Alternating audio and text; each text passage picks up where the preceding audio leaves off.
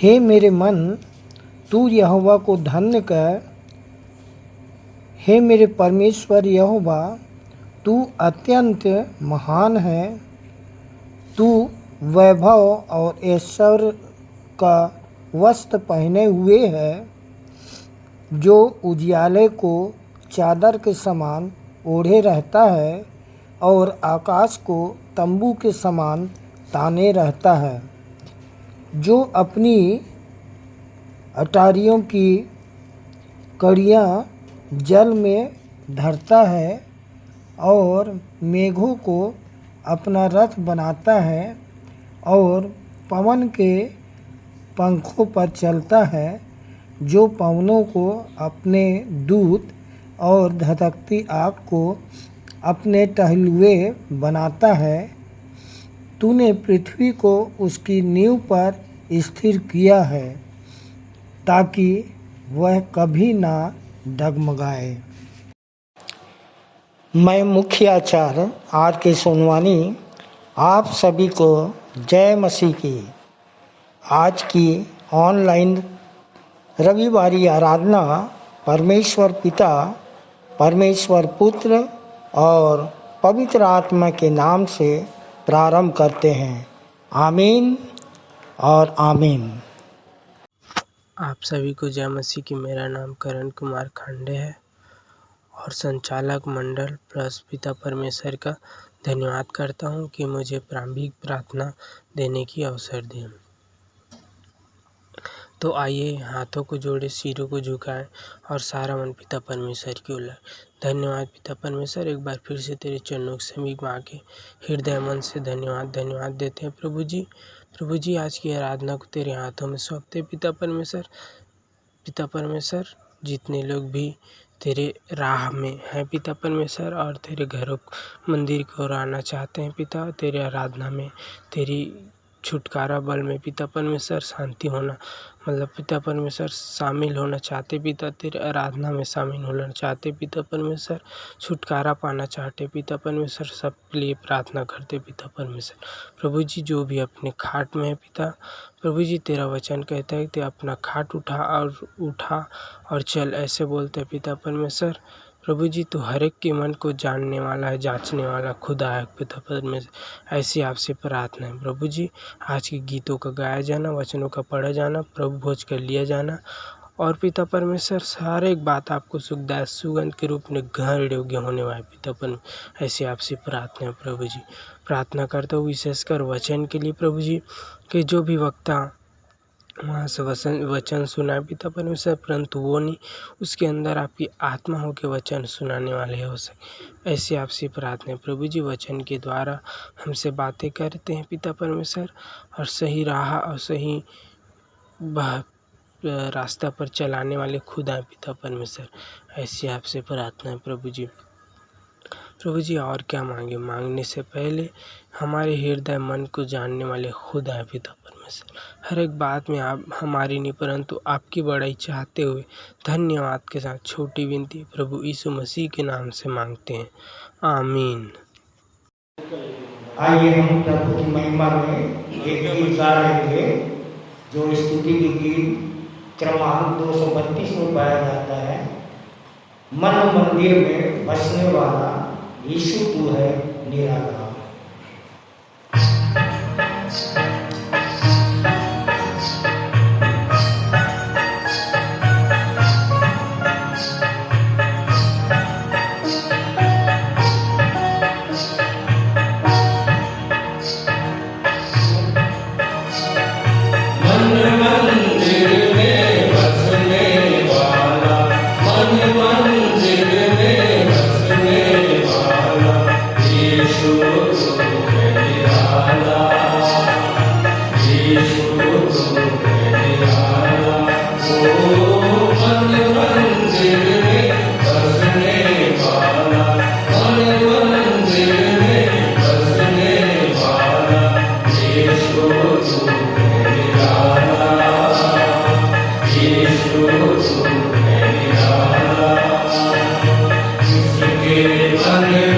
तू जन्म है अब आशीर्वाद से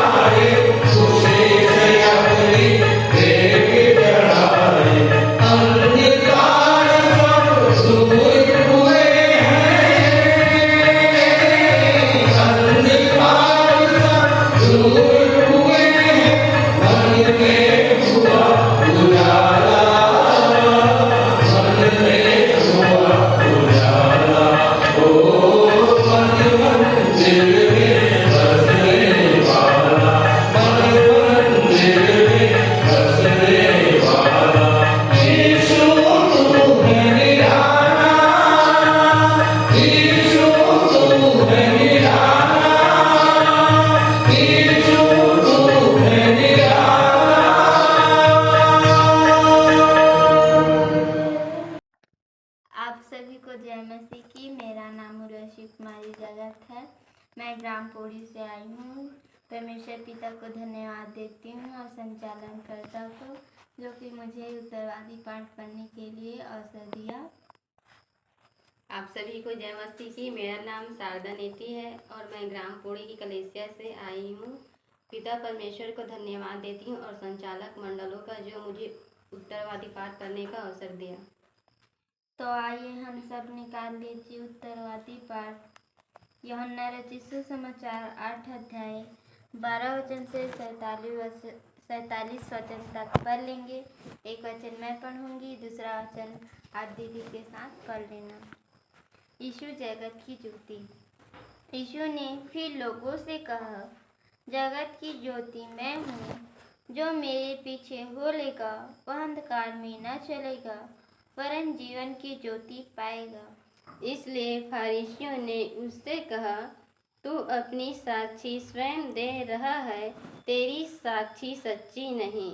यीशु ने उत्तर देते हुए उनसे कहा, यद्यपि अपनी साक्षी मैं स्वयं देता हूँ, फिर भी मेरी साक्षी सत्य है, क्योंकि मैं जानता हूँ कि मैं कहाँ से आया हूँ और कहाँ जा रहा हूँ, परंतु तुम नहीं जानते कि मैं कहाँ से आया और कहाँ जा रहा हूँ।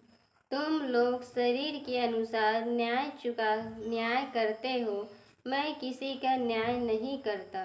यदि मैं न्याय भी करूं, तो मेरा न्याय सच्चा है, क्योंकि इसमें मैं अकेला नहीं, वरन मैं हूँ और वह जिसने मुझे भेजा भी है। तुम्हारी व्यवस्था में भी लिखा है कि दो मनुष्यों की साक्षी सत्य होती है।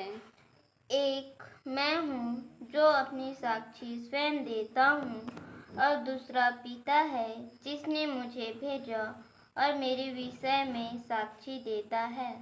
तब वे उससे कहने लगे, तेरा पिता कहाँ है? यीशु ने उत्तर दिया, तुम न तो मुझे जानते हो और न मेरे पिता को। यदि तुम मुझे जानते तो मेरे पिता को भी जानते। ये वचन उसने मंदिर में शिक्षा देते समय कोषागार में कहे, और किसी ने उसे न पकड़ा, क्योंकि उसका समय अब तक नहीं आया था। अतः उसने फिर उनसे कहा, मैं जाता हूँ और तुम मुझे ढूंढोगे और अपने पाप में मरोगे। जहाँ मैं जा रहा हूँ वहाँ तुम नहीं आ सकते। इस पर यहूदी कहने लगे, कहीं वह अपने आप को मार तो नहीं डालेगा, जैसा कि वह कहता है, जहाँ मैं जा रहा हूँ तुम नहीं आ सकते। उसने उनसे कहा, तुम नीचे के हो, मैं ऊपर का हूँ। तुम इस संसार के हो, मैं इस संसार का नहीं हूँ। इसलिए मैंने तुमसे कहा कि तुम अपने पापों में मरोगे, क्योंकि जब तक तुम विश्वास न करो कि मैं वही हूँ, तुम अपने पापों में मरोगे। वे उससे कहने लगे, तू कौन है? यीशु ने उनसे कहा, वही जो मैं तुमसे आरंभ से कहता आ रहा हूँ।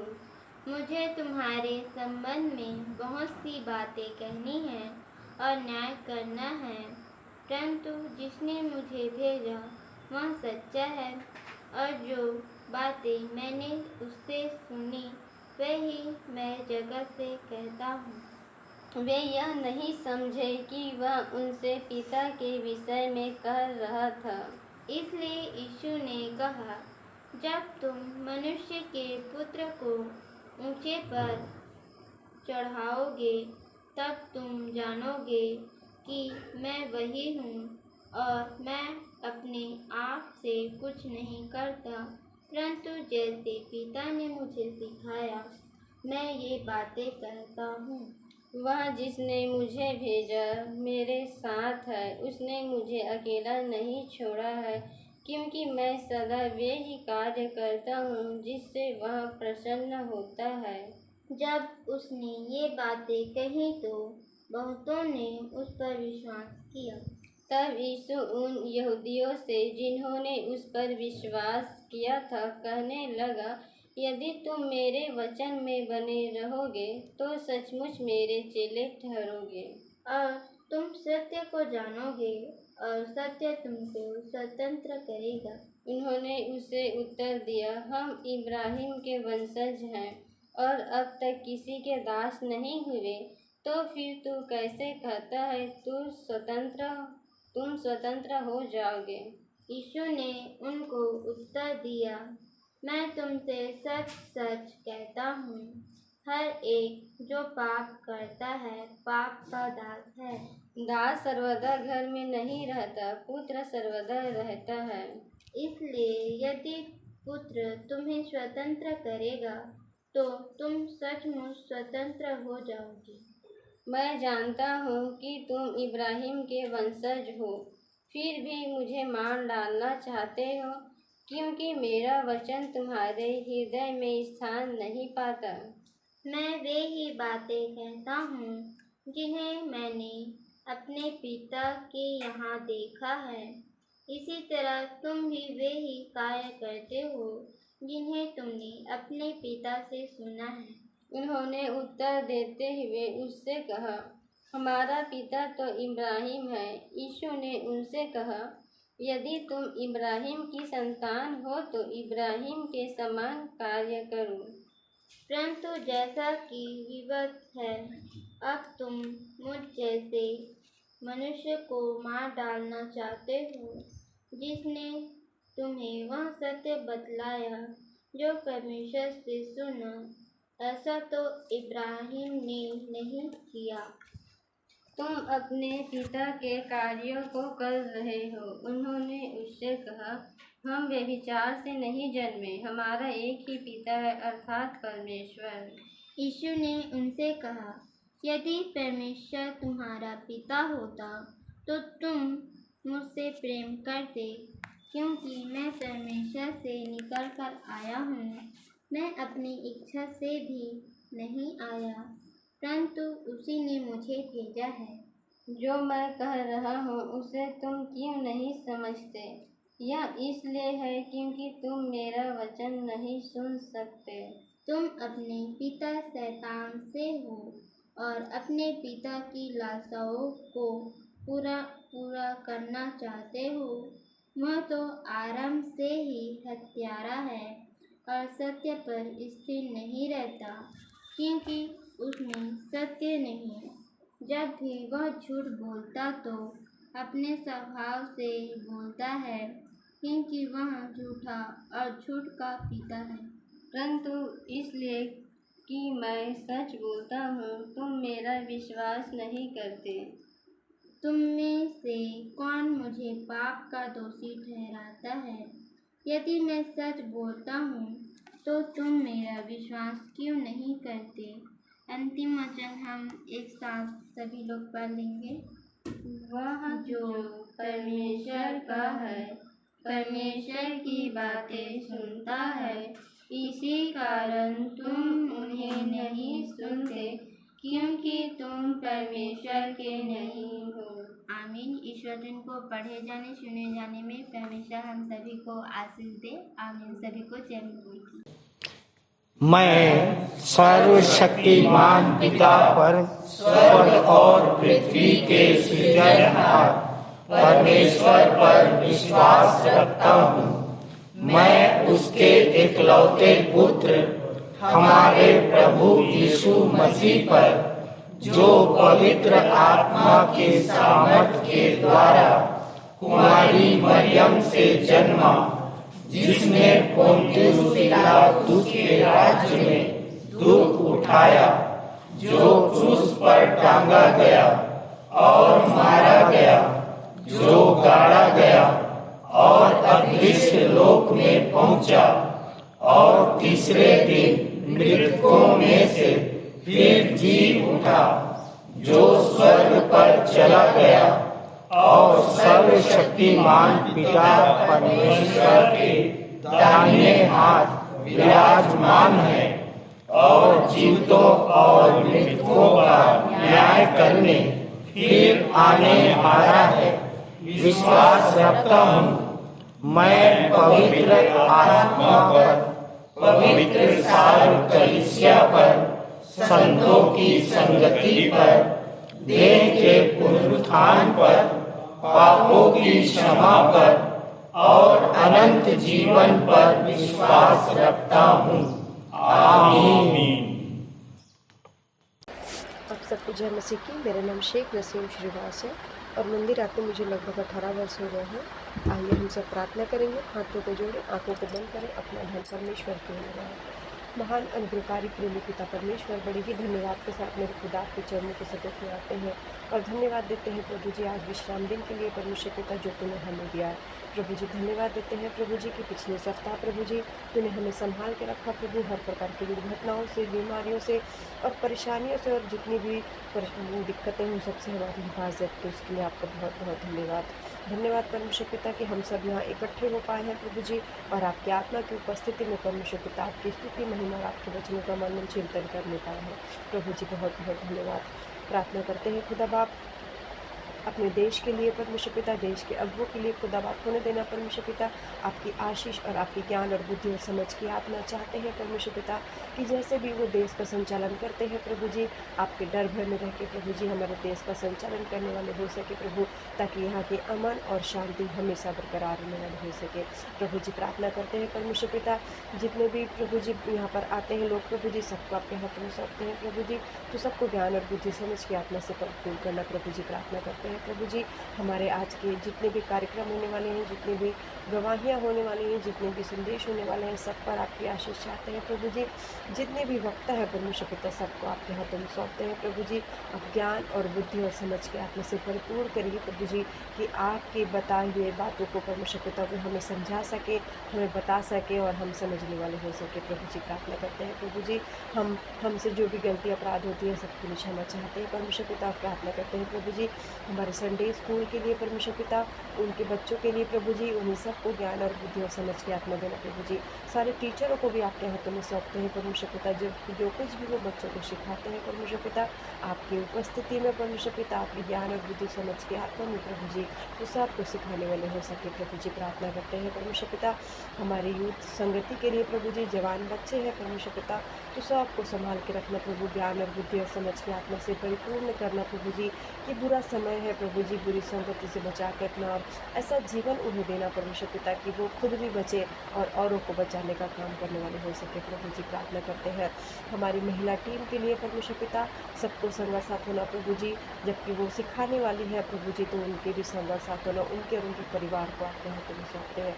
सारे बुजुर्ग जो है परमेश्वर पिता सबको भी आपके हाथों में सौंपते हैं प्रभु, सबको सेहत तंदुरुस्ती देना परमेश्वर पिता। प्रार्थना करते हैं प्रभु जी जितने भी हमारे आचार्यगण हैं, जितने भी हमारे संचालकगण हैं, सबको आपकी उपस्थिति में उनका जीवन होने वाला हो सके, ऐसी आपसे विनती है प्रभु जी। प्रार्थना करते हैं परमेश्वर पिता उनके और उनके परिवार को सबको हिफाजत करें प्रभु, जबकि बुरा समय है प्रभु, आपने हमसे कहा है प्रभु जी कि जो भी हो मैं तुम्हारी रक्षा करूँगा, तुम्हें कांटा भी नहीं चुभने दूँगा। तो हाँ प्रभु आप हमारी रक्षा कीजिए प्रभु, और ऐसा जीवन दीजिए प्रभु कि हम सब बचाने वाले हो सके प्रभु जी। सारी आराधना को आपके हाथों में सौंपते हैं परमेश्वर पिता, जो भी होने पाए परमेश्वर पिता आपकी उपस्थिति में होने पाए प्रभु जी। हर एक बातों में उतरी नहीं और सिर्फ आपकी इच्छा को चाहते हुए छोटी सी विनती अपने उद्धार करता यीशु मसीह के मीठे और मधुर नाम से मांगते हैं, आमीन। ये समय है संदेश का, और आज का संदेश लेके आ रहे हैं श्री भास्कर राव जी, जिनका विषय है तोड़े मिले हैं तो और कमाना है, तोड़े मिले हैं तो और कमाना है, ना कि मिट्टी में छिपाना है। मत्ती 25:14 से 30 पर इनका संदेश आधारित है।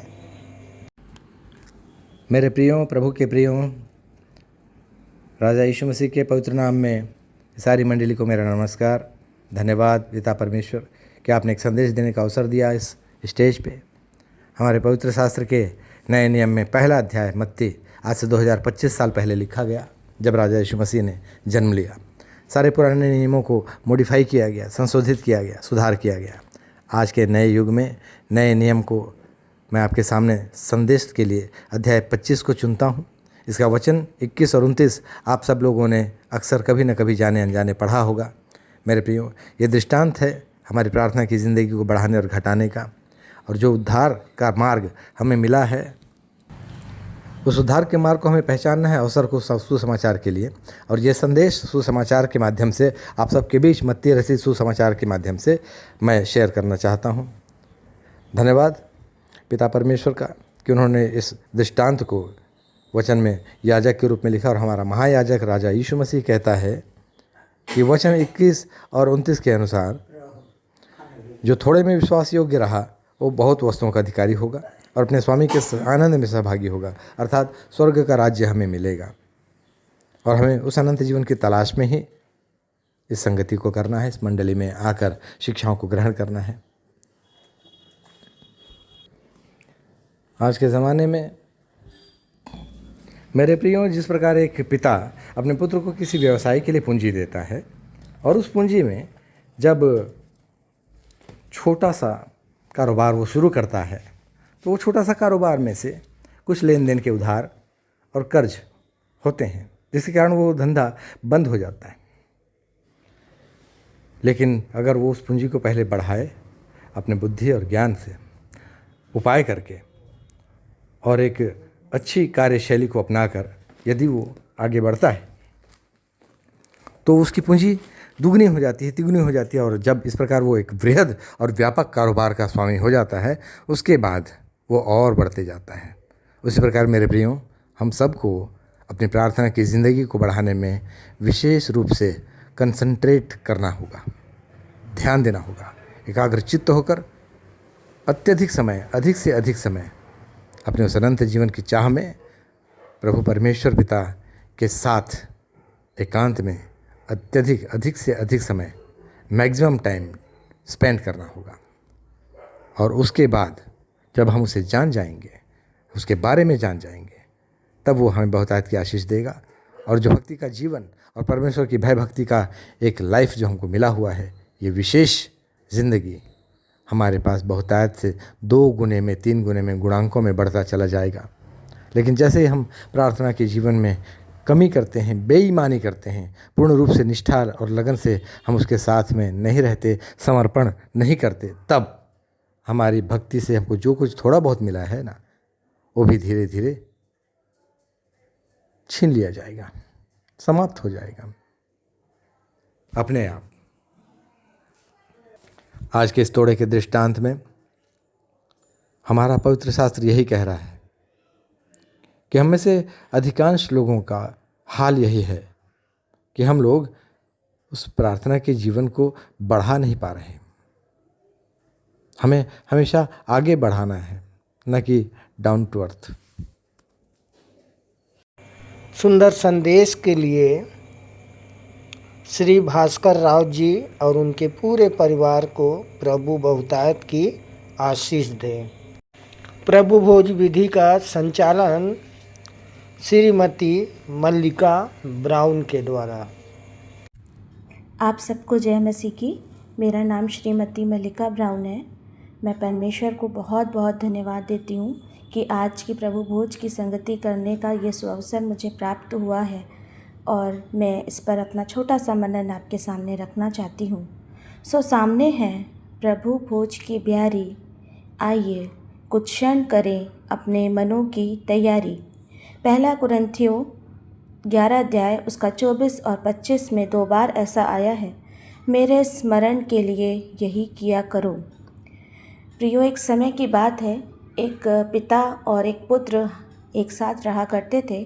पुत्र 4 वर्ष का था और दोनों में बहुत प्रेम था।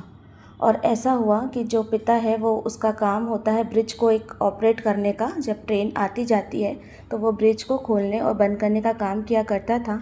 एक बार उसका बेटा उससे बोलता है, पापा मैं भी आपके साथ आपकी ड्यूटी में मैं जाऊंगा। तो वो बहुत मना करने के बाद भी वो उसको लेकर के जाता है और प्रतिदिन के काम के समान वो भी अपने कार्य में व्यस्त हो जाता है।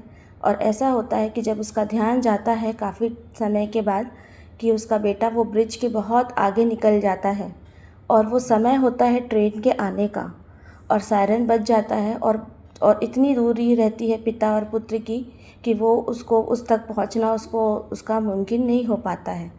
और ये समय आता है कि सामने से ट्रेन आती है, बहुत तेज़ी से आती है और पिता को एक निर्णय लेना पड़ता है कि क्या मैं आज अपने पुत्र को बचा पाऊँगा या इस ट्रेन के यात्रियों को मैं बचा पाऊँगा। और ऐसा हुआ कि उसने अपने कर्तव्य को उत्तम ठहराया और वो बोलता है कि मैं अपने कर्तव्य का पालन करूँगा। और ऐसा हुआ कि उसे अपने पुत्र को खोना पड़ा। प्रियो, ये छोटी सी घटना मैंने आपको बताई है, पर फ़र्क इससे नहीं पड़ता कि घटना कितनी मार्मिक है। पर इससे पड़ता है कि पिता और पुत्र का हमसे कितना गहरा संबंध है, कितना करीबी संबंध है, कि हम उस पिता की वेदना को हम समझें। पहला कुरिन्थियों 6:20 कहता है कि हम दाम देकर मोल लिए गए हैं कि अपनी देह के द्वारा परमेश्वर की महिमा करें। ये दाम कोई साधारण दाम नहीं है, यह है पुत्र का बलिदान। दूसरा कुरिन्थियों 4:10 कहता है कि हम यीशु की मृत्यु को अपनी देह में हर समय लिए फिरते हैं कि यीशु का जीवन भी हमारी देह में प्रकट हो। हर समय लिए फिरना है, न लेंट में, न गुड फ्राइडे में, न रविवारी आराधना में, हर समय कि हमें ये स्मरण रहे कि किसी ने अपने पुत्र का, अपने प्रिय पुत्र का बलिदान हमारे लिए दिया है। जब हम हृदय की गहराइयों से महसूस करेंगे पुत्र की शहादत, जब हम हृदय की गहराइयों से महसूस करेंगे पुत्र की शहादत, तभी हमारे जीवन से होगी सच्ची इबादत। क्योंकि यह बात मुझे प्रभु से पहुंची और मैंने तुम्हें भी पहुंचा दी कि प्रभु यीशु ने जिस रात वह पकड़वाया गया रोटी ली और धन्यवाद करके उसे तोड़ी और कहा, यह मेरी देह है जो तुम्हारे लिए है, मेरे स्मरण के लिए यही किया करो। इसी रीति से उसने ब्यारी के पीछे कटोरा भी लिया और कहा, यह कटोरा मेरे लहू में नई वाचा है, जब कभी पियो तो मेरे स्मरण के लिए यही किया करो। क्योंकि जब कभी तुम यह रोटी खाते और इस कटोरे में से पीते हो तो प्रभु की मृत्यु को जब तक वह ना आए प्रचार करते हो। तो आइए, जब हम इस रोटी और इस कटोरे में हाथ डालें तो अपने आप को जांचें परखें कि क्या हम अपने आप को जीवित, पवित्र और बलिदान करके परमेश्वर को चढ़ा रहे हैं। परमेश्वर इस छोटे से मनन में हम सबों को आशीष दें। धन्यवाद। प्रभु भोज पर सुंदर टिप्पणी के लिए श्रीमती मल्लिका ब्राउन और उनके पूरे परिवार को प्रभु बहुतायत की आशीष दें। आइए अपनी अपनी भेंटों एवं धन्यवादी भेंटों को देने के द्वारा परमेश्वर की महिमा करें। और इस समय हम गीत गा लेंगे स्तुति के गीत से 86 नंबर, यीशु तुझको सब मैं देता। तत्पश्चात भेंट की प्रार्थना करने में अगुवाई करेंगे भाई श्री प्रदीप उइके।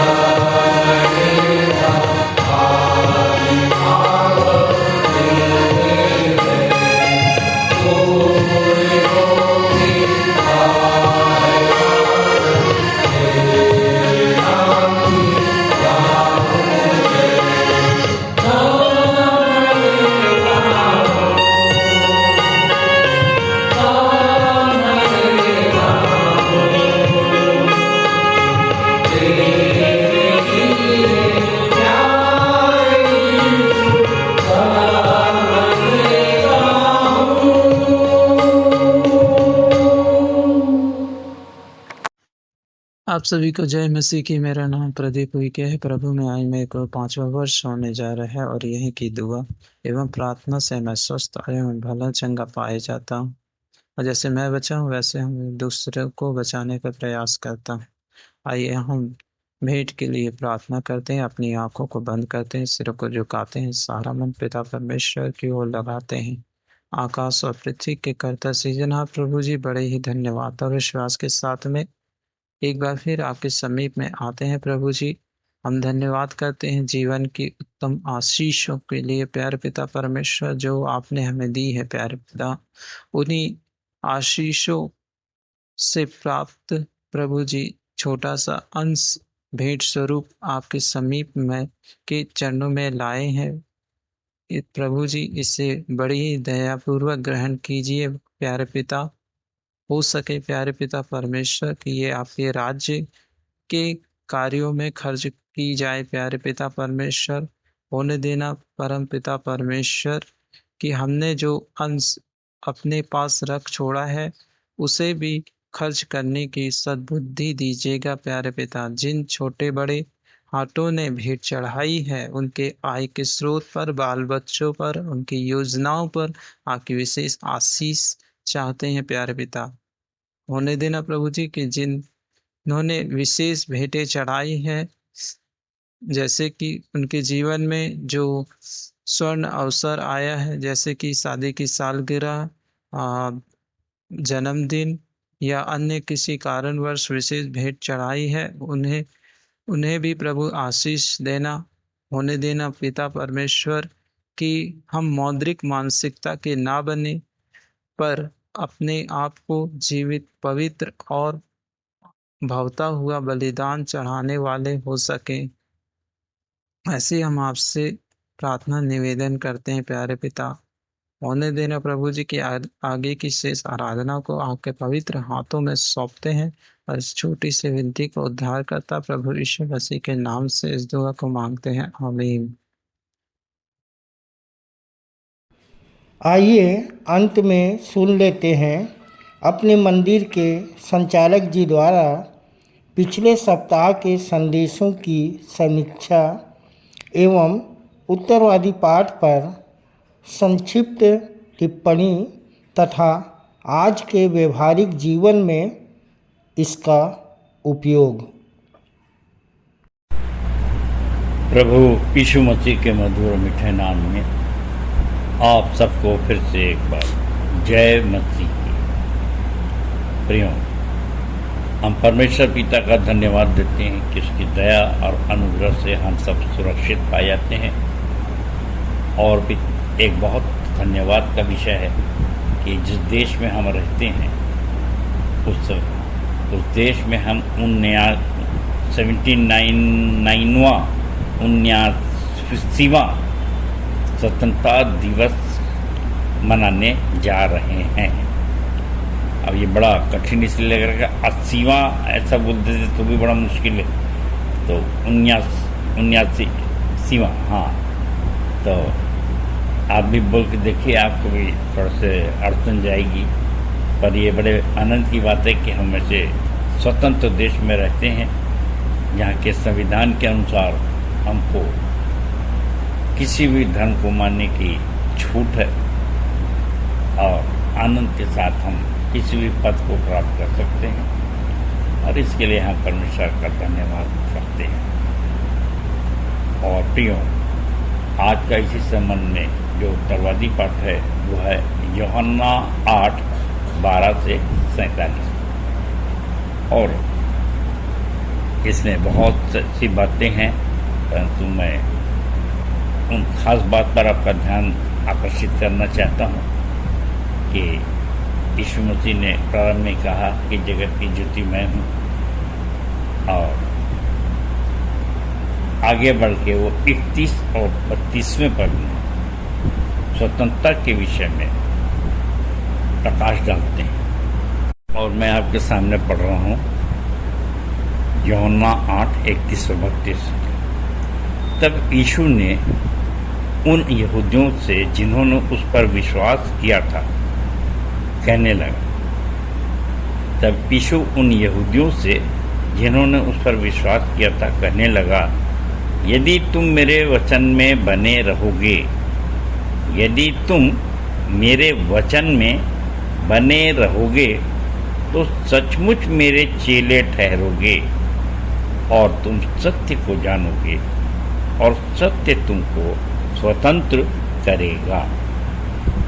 सुप्रियो, यदि हम स्वतंत्र देश में हैं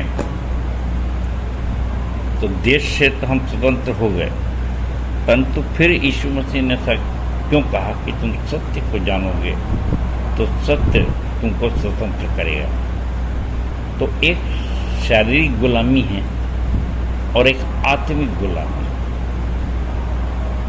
और अब हमको सोचना है कि क्या शारीरिक जो आज़ादी है हमारे लिए, क्या वो पर्याप्त है? क्या हमको आत्मिक रूप से भी स्वतंत्र होने की आवश्यकता है अथवा नहीं? और यदि हम समझते हैं कि हाँ, हमको आत्मिक रूप से भी स्वतंत्रता की आवश्यकता है, तो निश्चित रूप से आज का जो पाठ है और आज की जो शिक्षा है यीशु मसीह हमको सिखाना चाहते हैं, वो हमारे लिए लाभप्रद है। और निश्चित रूप से ये आत्मिक आज़ादी हमको अनंत जीवन तक पहुंचाएगी, मृत्यु से उस पार के जीवन तक पहुंचाएगी। और इसलिए इस पर मनन करना बहुत बहुत बहुत महत्वपूर्ण एवं आवश्यक है। और मैं कहना चाहता हूँ कि यदि आज का जो उत्तरवादी पाठ हमने पढ़ा है उसके 1247 तक हम मनन करने पर हैं, पर मैं चाहता हूँ कि इसके 97 8 का जो 97वां पद है उस पर से हम अपनी बात आगे बढ़ाएं। और वहाँ इस प्रकार से लिखा है 857। इस पर यहूदियों ने उससे कहा, तू अभी 50 वर्ष का भी नहीं और क्या तूने इब्राहिम को देखा है? यीशु ने उनसे कहा, मैं तुमसे सच सच कहता हूँ, इससे पहले कि इब्राहिम उत्पन्न हुआ मैं हूँ। तब उन्होंने उस पर पत्थरवाह करने के लिए पत्थर उठाए, परंतु यीशु छिपकर मंदिर से बाहर निकल गया। प्रियो, ये तो बहुत अजीब सा लगता है कि एक 2 हाथ 2 पैर का मनुष्य, मैं और आज यीशु मसीह को महान मानते हैं, परमेश्वर का पुत्र मानते हैं, इसलिए कि हम जानते हैं कि वो सूली पे चढ़ा, मारा गया, गाड़ा गया और तीसरे दिन जी उठा। परंतु उस समय लोगों को कैसे उस पर विश्वास होता, और ये बड़ी समस्या थी। परंतु जब वो कह रहा है कि इसके पहले कि इब्राहिम था मैं था और मैंने इब्राहिम को देखा है, तो साधारण तो कोई भी कहे भाई ये बहुत झूठा प्रचारक है और कुछ धर्म का धंधा जो उस समय भी बहुत चलता था और अपने आप को जरा ज़्यादा ही समझता है, इत्यादि इत्यादि। परंतु एक प्रमाण यीशु मसीह ने वहाँ पे दिखाया कि वे उसको मारने खड़े हुए और मार न सके, और वो उनके बीच कैसे निकल गया, ये एक आश्चर्य की बात है। और मुझको समझ में आता है कि इतनी बड़ी भीड़ में छिपकर बाहर निकल जाना, या कई बार ऐसा हुआ कि उनके बीच में से वो निकल जाता था और उनको पता ही नहीं चलता था। तो ये कैसा आश्चर्य है। और ज़्यादा उस पर न विचार करके ये अपन कह सकते हैं कि भाई सत्य को कोई दबा नहीं सकता, सत्य को कभी कोई मार नहीं सकता, सत्य कोई खत्म नहीं कर सकता। सत्य अपने आप में परमेश्वर है, और हम देखा परमेश्वर क्या है, आत्मा, प्रेम, वचन, सत्य और ज्योति। तो प्रियो, आज के लिए पहली बात और समझने की शिक्षा ये है कि जब मैं और आप भी सत्य पे स्थिर रहते हैं और प्राण देने तक के लिए हम अपने आप को समर्पित कर देते हैं तो हमको कोई मार नहीं सकता, ना खत्म कर सकता। इसीलिए एक दिलचस्प बात मैं आपके सामने कहना चाहता हूँ कि मैंने आदम हवा से आदम हवा को भी देखा और वहाँ से इब्राहिम, मूसा, ईसा, यीशु से आज तक जितने भी हुए एलिशा, एलिया, पौलुस, सबको देखा है। तो निश्चित रूप से आपके मन में यह प्रश्न उठेगा, और वैसे भी मैं बहुत विवादित प्रचारक हूँ। मैं जानता हूँ कि कुछ आसमानी चीज़ें मुझे मिली हैं और जब मैं बुद्धिजीवियों के बीच में और खासकर पादरियों के बीच में या ऐसे शास्त्रियों के बीच में जब मैं अपनी बात कहता हूँ तो बहुत क्रिटिसाइज या आलोचना मुझको झेलनी पड़ती है। कोई सीधी सीधी मेरी बात को नहीं मानता और इसीलिए मैं हमेशा कहा कि हमारी कलीसिया एक विशेष किस्म की कलीसिया है जो विशेष किस्म का प्रकाशन और दर्शन पाई हुई है और उसको समझना भी बहुत आसान नहीं है। और इसीलिए आज के संदेश के आईने में हम इन बातों को देखें कि जब मैं कहा कि आदम हवा से लेकर के पौलुस तक है और जितने भी और भी प्रचारक होते हैं, मैं सबको देख रहा हूँ। वे जिंदा हैं, उनकी आत्मा उनमें काम करती है। और मेरे पुराने लोग जानते हैं कि मैंने हमेशा अपने बुजुर्गों से जब प्रारंभ के दिनों में चर्चा करता था तो मुझे बड़े अप्रिशिएट करते थे और उसी के कारण से, इस प्रश्न के कारण से मुझको ये विश्वासी मंदिर का यह स्थान प्रोफेसर जोगी ने दिया था और बड़े प्रभावित थे जब मैंने उनसे कहा कि क्या परमेश्वर ने एलिया, एलिशा बनाने की फैक्ट्री बंद कर दिया है। तो उनको लगा कैसे अजीब से प्रश्न ये करता है और मैंने कहा नहीं, हम कहीं न कहीं चूक रहे हैं क्योंकि हम उससे ज़्यादा पावरफुल बन सकते हैं और उसी की एक मिसाल ये विश्वासी मंदिर है। प्रियो, अपने तर्क को सारांश में यही कहूँगा कि यीशु मसीह ने कहा मैं तो जो करता हूँ सो करता हूँ, मुझसे बड़े बड़े काम तुम करोगे। तो निश्चित रूप से अगर हम इस बात पर विश्वास करते हैं और उसकी आज्ञा को मान रहे हैं तो ये वचन हमारे लिए बहुत ही महत्वपूर्ण है कि यदि तुम मेरे वचन में बने रहोगे तो सत्य को जानोगे और फिर सत्य तुमको स्वतंत्र करेगा और फिर उस सत्यता को हम अपने अंदर ही सबसे पहले देख पाएंगे कि हमें जो शक्तियाँ पहले के लोगों के पास थी और उससे ज़्यादा कुछ शक्तियाँ हमारे पास हैं। और इसका मुझ पर मेरे पास प्रमाण है कि यीशु मसीह के आने के बाद यीशु मसीह पौलुस ने कहा हो कि अब मैं जीवित नहीं रहा परंतु मसीहा मुझ में जीवित है। तो हम ऐसा क्यों नहीं कह सकते? क्योंकि उसने कहा कि मैं तुम्हें बसूंगा, चलूंगा, फिरूंगा। तो आज हम क्या हैं? हमारे अंदर कुछ भी नहीं है। आप हमारे बाहरी रूप को देखते हैं तो यही कहते हैं हाँ भाई ये यहाँ रहता था, इसका बेटा है, इत्यादि इत्यादि जो यीशु मसीह के लिए कहा गया। लेकिन जो हमको देख रहा है, हमारे कार्यों को देख रहा है और विशेष करके प्रियो हमारे प्रकाशन और दर्शन को देख रहा है कि जहाँ पर हम एक ऐसी कलीसिया है जो बोर्ड लगाए हैं और पुस्तक भी छाप दिए हैं ताकि लोग उस प्रकाशन दर्शन को समझ सकें कि प्रेम क्या है, पाप क्या है, विश्वास क्या है, उद्धार क्या है और इसको आत्मसात करके स्वतंत्रता महसूस कर रहे हैं।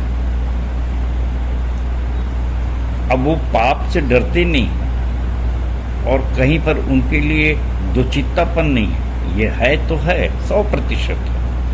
अपनी बहुत सी बातों को विस्तार से रिपीट करके अब दोहरा करके मैं बहुत ज़्यादा समय नहीं लेना चाहता, लेकिन ये कहता हूँ कि प्रेम की परिभाषा आपके पास है जो हमारे को प्रकाशित की गई परमेश्वर के द्वारा, पवित्र आत्मा के द्वारा। और वो प्रेम यदि हम 100% करते हैं परिभाषा के अनुसार, तो पाप कर ही नहीं सकते, और हम 100% निष्पाप होंगे, और इसके पश्चात हमारा विश्वास भी 100% हो। और यदि हम 100% विश्वास करते हैं तो निश्चित रूप से जानिए कि हमको 100% उद्धार भी मिलेगा। और ये 100% क्या है? जो हमको अनंत जीवन तक पहुंचाएगा। क्यों? क्योंकि अब आइए कि यही यूहन्ना 18 का 1 से 12 के बीच में जब यीशु मसीह के सामने अपनी स्त्री को पत्थरवाह किया जा रहा था, तो यीशु मसीह ने क्या कहा? आप में से जो भी निष्पाप है वह पहला पत्थर मारे, और किसी ने भी हिम्मत नहीं किया।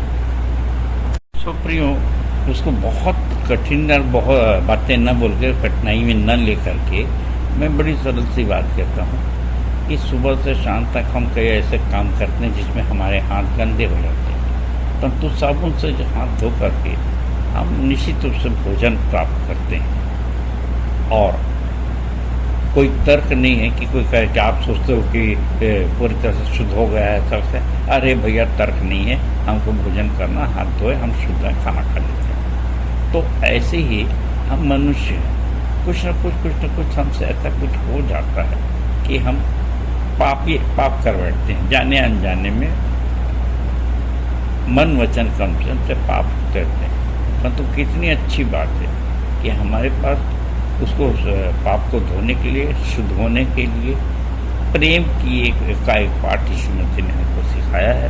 और जब हम प्रेम करते हैं तो शुद्ध हो जाते हैं, और इस प्रकार से हम दोचित्ता होने से बच सकते हैं। क्योंकि भजन 119 से 13 कहता है कि मैं दोचित्ते लोगों से घृणा करता हूँ। तो देख लो भैया, जरा सोच लीजिए कि ऐसा मत हो कि परमेश्वर हमसे घृणा करे।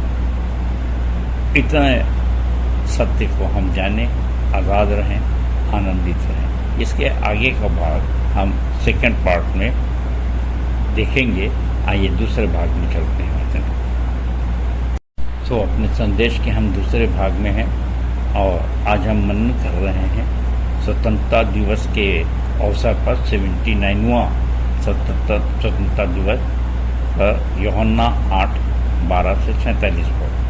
और मैं चर्चा कर रहा था कि कैसे एक अपनी स्त्री पर पत्थरवाह किया जा रहा था, और यीशु मसीह ने उसे छुड़ाया और कहा कि अब से पाप न करना।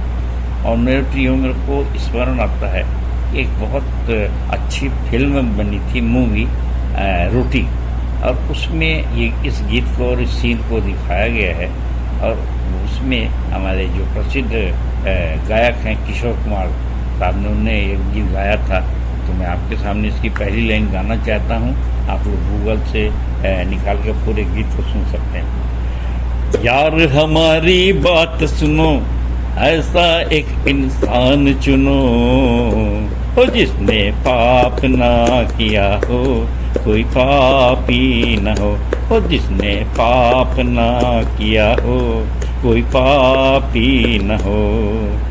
तो देखिए, कितने आनंद की बात है कि बाइबिल के संदेशों को कैसे लोगों तक पहुंचाया, फिल्मों के माध्यम से भी पहुंचा दिया जाता है। परंतु कितने आनंद की बात है कि हम इसका सलूशन जानते हैं, उसका निदान जानते हैं। हमारे पास वो साबुन है, और जिससे कि शुद्ध किया जा सकता है, और पूरी तरह से हम शुद्ध हो सकते हैं। उस का उपाय यीशु मसीह ने आगे पदों में कहा है। 12 से 20 के बीच में यीशु मसीह कहते हैं कि जगत की ज्योति मैं हूँ। तब यीशु ने फिर लोगों से कहा, जगत की ज्योति मैं हूँ, जो मेरे पीछे हो लेगा वह अंधकार में न चलेगा, परंतु जीवन की ज्योति पाएगा। प्रियो, एक साधारण व्यक्ति जो 33 साल का है, 30 साल से 33 साल के बीच में यीशु मसीह प्रचार कर रहे हैं और ऐसी बात करने लगे, मैं की बात करने लगे, तो भला कौन धार्मिक अगुवाओं से बचाएगा। और यहाँ पर यीशु मसीह आगे भी कहते हैं कि यानी उस समय के जो फरीसी और शास्त्री थे वे नाराज तो होंगे स्वाभाविक रूप से, और यीशु मसीह तर्क देते हैं कि मैं कहाँ से आया हूँ और कहाँ को जाता हूँ मैं जानता हूँ, इसलिए कि जगत की ज्योति मैं हूँ और मेरे पास 2 गवाह भी हैं, मैं और मेरा पिता। मतलब मैं नहीं बोल रहा, मेरे अंदर से मेरा पिता बोल रहा है। प्रियो, आज बड़े आनंद की बात है कि अपन भी कह सकते हैं कि मैं नहीं बोल रहा हूँ, मैं जीवित नहीं रहा, परंतु मसीहा मुझ में जीवित है, पवित्र आत्मा है जो मुझसे बोलवाती है और इसलिए मैं सच्चा ठहर पाता हूँ। आवश्यक है कि आप उसको परीक्षण करना चाहें तो कर सकते हैं। और ये 23वें पद में है, यीशु मसीह बताते हैं कि तुम नीचे के हो और मैं ऊपर का हूँ, तुम संसार के हो और मैं संसार का नहीं।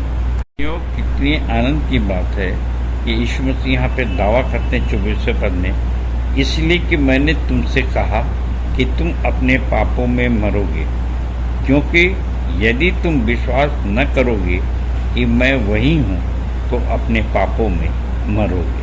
तो अच्छे वचनों को पढ़ के मैं तो बहुत आनंदित और गदगद होता हूँ, और इसलिए कि आज मैं और मेरे साथ आप सब विश्वासी मंदिर के लोग जिस कार्य को कर रहे हैं वो कार्य हमारी बहुत बड़ी गवाही है कि हमको मत देखिए, हमारे कामों को देखिए। यही चाहिए यीशु मसीह ने कहा कि भाई मैं कुछ भी नहीं हूँ और ये जो काम मैंने किया है ये मैं भी नहीं कर सकता, ये पवित्र आत्मा अगर मेरे अंदर नहीं होती, मेरे और आपके अंदर नहीं होती तो हम सब मिलकर भी ये काम नहीं कर पाते। इसीलिए जब मैं अपने आप को निष्कलंक कहता हूँ तो आप भी अपने आप को निष्कलंक समझिए और बड़ी शान से समझिए, बड़ी जिंदा दिली से समझिए, ताकि आप बिल्कुल स्वतंत्र होकर आनंद के साथ जीवन व्यतीत कर सकें। कि हमारी कलीसिया बनी ही है सब जाति के लोगों को चेला बनाने के लिए, प्रेम करने के लिए, और इसमें अगर हम चूक रहे हैं, हीला हवाला कर रहे हैं, तो अपने आप को बिल्कुल दोषी आप ठहराइए। आप जानिए और आपका काम जाने, और उससे आप अपने लिए सुनिश्चित करिए कि आप कितना विश्वास करते हैं या नहीं करते। क्योंकि यीशु मसीह ने तो पतरस को भी कहा, यदि तू मेरे से प्रेम करता है 3 बार का, तो जा मेरी मेमनों की रखवाली कर, मेरी भेड़ों को चरा। और ये बात प्रमाणित है, यदि हम ऐसा कर रहे हैं तो हम निश्चित रूप से प्रेम कर रहे हैं और प्रभु हमको शक्ति दे रहा है, हमारे अंदर पवित्र आत्मा है। फिर डरने की क्या बात, आनंद के साथ स्वतंत्रता के साथ आज जीवन व्यतीत करिए कि हमको इस लोक में तो जीवन मिलेगा, जो कुछ मिलना आशीष से देख ही रहे हैं, परंतु परलोक में आनंद से जीवन भी निश्चित रूप से मिलेगा। आगे 31 से 32 पद आप जानते हैं कि यीशु मसीह ने कहा कि तुम सत्य को जानोगे तो सत्य तुम्हें स्वतंत्र करेगा।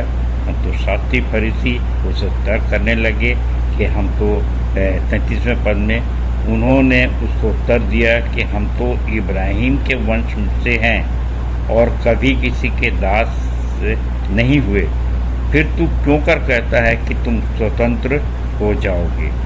और एक बहुत लंबा तर्क यहाँ पे होता है इनके बीच में, और यीशु मसीह फिर कहते हैं कि नहीं, यदि तुम इब्राहिम के वंश के होते, संतान होते, तो उसे तो इब्राहिम के समान काम करते, परंतु उनके विषय में 44वें पद में यीशु मसीह ने कहा, तुम अपने पिता शैतान से हो और अपने पिता की लालसाओं को पूरा करना चाहते हो।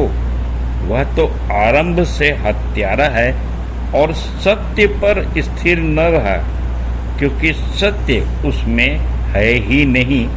जब वो झूठ बोलता है तो अपने स्वभाव ही से बोलता है, क्योंकि वह झूठा है, वरन झूठ का पिता है। प्रियो, जो झूठ बोलता है वो हमेशा सत्य को दबाने के लिए सत्य को ख़त्म कर देना चाहता है, मार डालना चाहता है, उसे परेशान करता है। और इसलिए यीशु मसीह को 37वें पद में बोलना पड़ा मैं जानता हूँ कि तुम इब्राहिम के वंश से तो हो, तो भी मेरा वचन तुम्हारे हृदय में जगह नहीं पाता, इसलिए तुम मुझे मार डालना चाहते हो। प्रियो, अब जब ये बात आई मार डालना चाहते हो, तो मैं आपका ध्यान उस ओर ले जाना चाहता हूँ जहाँ पर यीशु खड़े हैं और पिलातुस सामने है, और यीशु मसीह से पूछा जा रहा है यूहन्ना 18:36 से 38। अब यहाँ इस प्रकार से लिखा है, इसलिए पिलातुस ने फिर से राजभवन में प्रवेश किया और यीशु को बुलाया और उससे कहा, क्या तू यहूदियों का राजा है? यीशु ने उत्तर दिया, क्या तू यह बात अपनी ओर से कह रहा है अथवा औरों ने मेरे विषय में तुझे बताया? पिलातुस ने उत्तर दिया, क्या तू यहूदी है? तेरी ही जाति और मुख्य याजकों ने तुझे मेरे हाथों में सौंपा है, तूने क्या किया है? 36। यीशु ने उत्तर दिया, मेरा राज्य इस संसार का नहीं। यदि मेरा राज्य इस संसार का होता तो मेरे सेवक युद्ध करते कि मैं यहूदियों के हाथ में सौंपा न जाता, यहूदियों के हाथ न सौंपा जाता। बात यह है कि मेरा राज्य इस संसार का नहीं। इसलिए पिलातुस ने उससे कहा, तो क्या तू राजा है? राज्य की बात कर रहा है। देखिए यहाँ पर मजेदार बात है। इसलिए पिलातुस ने उससे कहा, तो क्या तू राजा है? यीशु ने उत्तर दिया, तू ठीक कहता है, मैं राजा हूँ। मैंने इसलिए जन्म लिया और इसलिए संसार में आया हूँ कि सत्य की साक्षी दूं। प्रत्येक वह जो सत्य का है मेरी वाणी सुनता है। प्रत्येक वह जो सत्य का है वह मेरी वाणी सुनता है। पिलातुस ने उससे कहा, सत्य क्या है? और जब यह कह चुका तो वह फिर यहूदियों के पास बाहर आया और उनसे कहा, मैं उसमें कोई दोष नहीं पाता। कितने आनंद की बात है कि जब उसने कहा मैं सत्य हूँ तो उसने तत्काल अपना हाथ धो लिया, सबसे कह दिया, भैया मैं इसमें कोई दोष नहीं पाता और भैया तुमको जो करना है सो कर लो, मैं तो कोई दोष नहीं पाता। अंत में सारांश ये है, यीशु मसीह ने कहा, जो मेरी सुनता है वो निर्दोष है। जो सुनता है, जो मानता है। आज अंत में मैं ये कहना चाहूँगा कि आसमान से मिला हुआ प्रकाशन दर्शन हमारे पास है और निश्चित रूप से यदि आज हम लोग भी, मैं भी जिंदा दिली कह सकता हूँ कि ये जो प्रकाशन दर्शन मिला है और वो उसको जो सुन रहा है, उनको जो मान रहा है, वो सत्य पे स्थिर है और निश्चित रूप से वो निर्दोष साबित होगा। क्यों? क्योंकि यीशु मसीह ने कहा, जो मेरी सुनता है वह सत्य है। और पिलातुस जो नहीं सुनना चाह रहा था उसने भी सुन लिया और उसने कहा कि ये निर्दोष है और निर्दोष साबित हो गया। अब ये अलग बात है कि यीशु मसीह यह व्यवस्था स्वयं परमेश्वर चाहते थे आपकी मृत्यु का स्वाद चखे और तीसरे दिन जी उठे, तो आगे यीशु मसीह को क्रूस उठाना पड़ा, मृत्यु का स्वाद चखना पड़ा। ये हम मनुष्य हैं, हमारे बीच में बहुत से तर्क आते हैं और बहुत से लोगों के दिमाग में या लोग हमसे तर्क करते हैं जो हमको डोमिनेट करना चाहते हैं। वे कहते हैं कि भाई जब वो निर्दोष साबित हो गया था तो पिलातुस ने उसको रिहा क्यों नहीं कर दिया, उनके हाथ में क्यों सौंप दिया कि इसको मारे या क्रूस पे चढ़ाएं।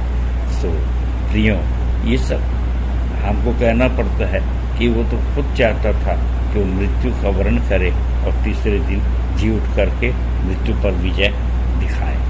सो आज यहाँ पर देखिए बहुत स्पष्ट है कि यदि, जैसे मैंने प्रारंभ में कहा, कि यदि हमारे पास जो प्रकाशन है उसके अनुसार प्रेम करें तो निश्चित रूप से हम पाप से बच जाएंगे, और 100% जब पाप से बचेंगे तो 100% उद्धार होगा। और फिर जब 100% उद्धार होगा तो निश्चित रूप से हम यूहन्ना 3:11-12 हम जो जानते सो कहते और जिस देखते हैं हम उसकी साक्षी देते हैं। तो इसकी साक्षी हम स्वयं दे सकते हैं, लोग देख सकते हैं, और इस प्रकार से हम आज़ादी के साथ, आनंद के साथ जीवन व्यतीत करते हैं। और मैं चाहता हूँ कि आप भी इसे मान करके 100% स्वतंत्रता महसूस करें और दूसरों को भी सत्य को बताएं, और निश्चित रूप से सत्य उनको भी स्वतंत्र करेगा। सो परमेश्वर अपने वचन के कहे जाने पर आशीष दे सबको। जय मसीह की, जय मसीह की और जय मसीह की।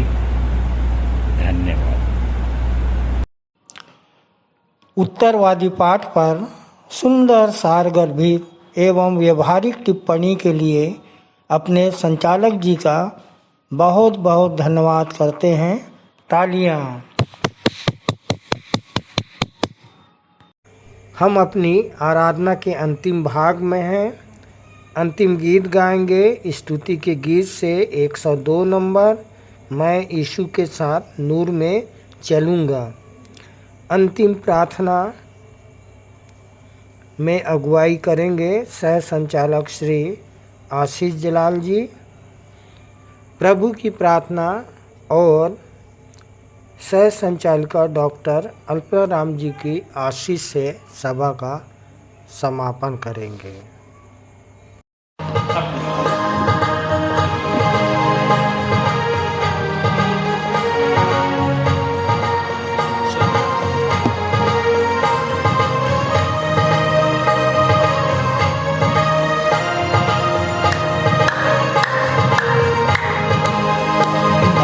यीशु के साथ नूर में चलूंगा, दिन रात उसके पीछे मैं चलूंगा, पीछे चलूंगा बता पाऊंगा, यीशु मेरा मुंगी मसलूम।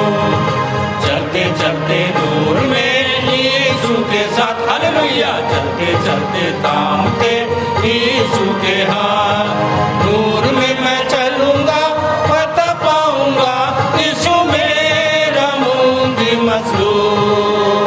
मैं यीशु के साथ नूर में चलूंगा, अंधेरी राह में न डरूंगा, पैर उठाऊंगा दिल से गाऊंगा, यीशु मेरा मुंजी मजदूर। चलते चलते नूर में यीशु के साथ, हालेलुया, चलते चलते थामते यीशु के हाथ, नूर में मैं चलूंगा फतह पाऊंगा, यीशु मेरा मुंगी मसलूम। मैं यीशु के साथ नूर में चलूंगा, जब कभी भी आवाज उसकी सुनूंगा, उससे कहूंगा फर्ज सब दूंगा, तू ही मेरा मुंगी मसलूम। चलते चलते नूर में यीशु के साथ, हालेलुया, चलते चलते थाम के यीशु के हाथ, नूर में मैं चलूंगा बता पाऊंगा, यीशु मेरा मुंजी मसलूम। मैं यीशु के साथ नूर में चलूंगा, ताके ताके रोज मदद पाऊंगा, रंज या खुशी हो या नजदीक मौत हो, यीशु मेरा मुंगी मसलूम।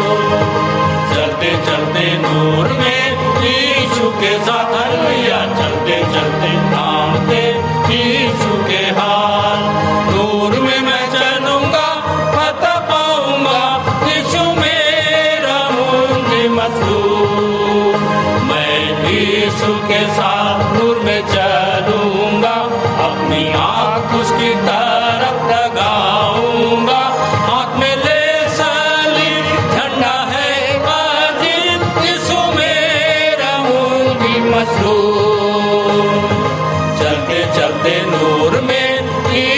के साथ हालेलुया चलते चलते थामते यीशु के हाथ नूर में मैं चलूंगा पता पाऊंगा यीशु मेरा मुंजी मसूर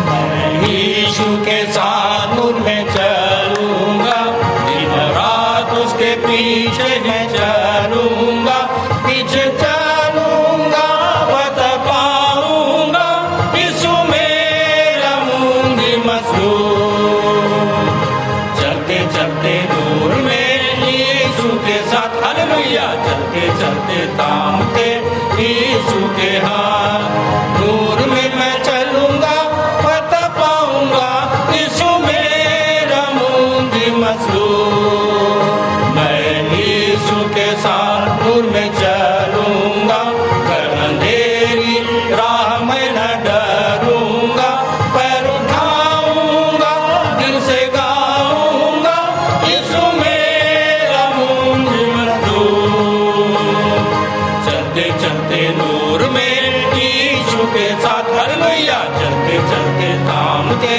यीशु के हाथ नूर में मैं चलूंगा पता पाऊंगा यीशु मेरा मुंजी मसूर मैं यीशु के साथ नूर में चलूंगा जब कभी भी आवाज उसकी सुनूंगा उससे कहूंगा फर्ज सब दूंगा तू ही मेरा मुंजी मसूर चलते चलते नूर में यीशु के साथ हालेलुया चलते चलते थामते यीशु के हाथ नूर में मैं चलूंगा पता पाऊंगा यीशु मेरा मुंजी मसूर मैं यीशु के साथ नूर में चलूंगा ताके ताके रोज मदद पाऊंगा रंजिया खुशी हो या नजदीक मौत हो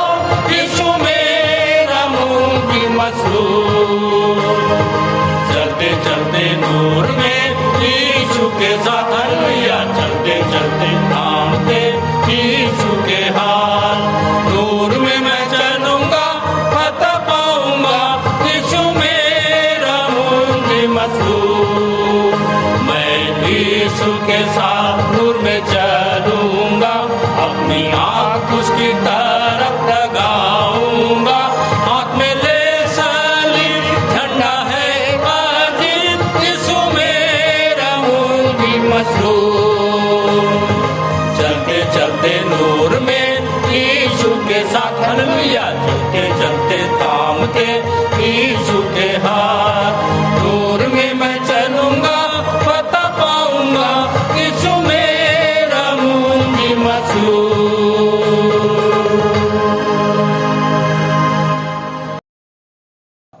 तू जो स्वर्ग में है तेरा नाम पवित्र माना जाए तेरा राज्य आए तेरी इच्छा जैसे स्वर्ग में पूरी होती है वैसे ही इस पृथ्वी पर भी पूरी हो हमारे दिन भर की रोटी आज हमें दे और जैसे हमने अपने अपराधियों को क्षमा किया है वैसे ही तू भी हमारे अपराधों को क्षमा कर और हमें परीक्षा में ना डाल परंतु बुराई से बचा क्योंकि राज्य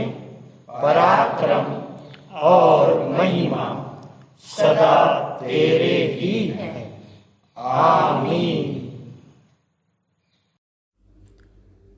अब शांतिदाता परमेश्वर जो हमारे प्रभु यीशु को जो भेड़ों का महान रखवाला है, सनातन वाचा के लहू के गुण से मरे हुओं में से जिलाकर ले आया, तुम्हें हर एक भली बात में सिद्ध करे, जिससे तुम उसकी इच्छाएं पूरी करो और जो कुछ उसको भाता है उसे यीशु मसीह के द्वारा हम में उत्पन्न करे। सो अब हमारे पिता परमेश्वर का प्रेम, प्रभु यीशु ख्रीष्ट का अनुग्रह और पवित्र आत्मा की शांति और सहभागिता हम में से हरेक के साथ अब से लेकर सदा काल तक होती रहे। आमीन।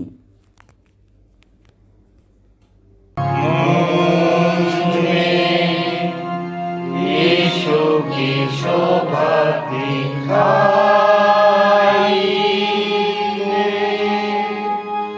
उसका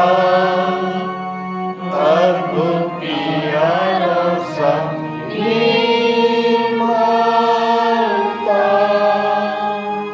हे तू आत्मा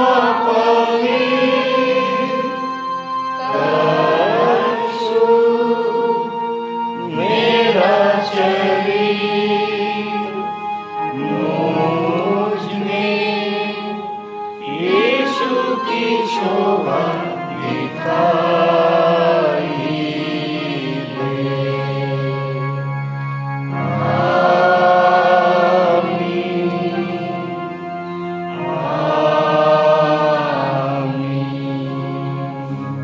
आप सबको जय मसीह की।